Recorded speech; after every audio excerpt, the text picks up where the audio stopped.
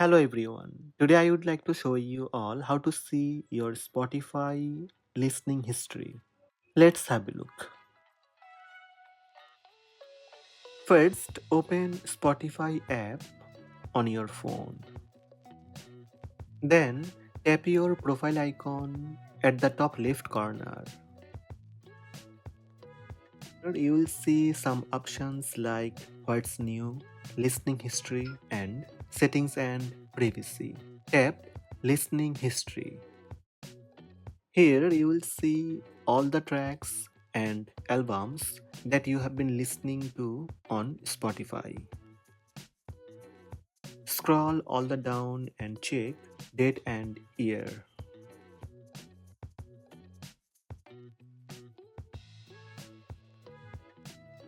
So these are the steps to see your Spotify listening history.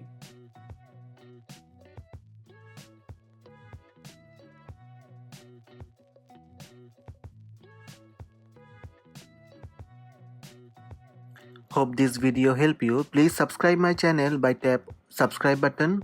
Also tap the bell icon to receive notifications about all new videos.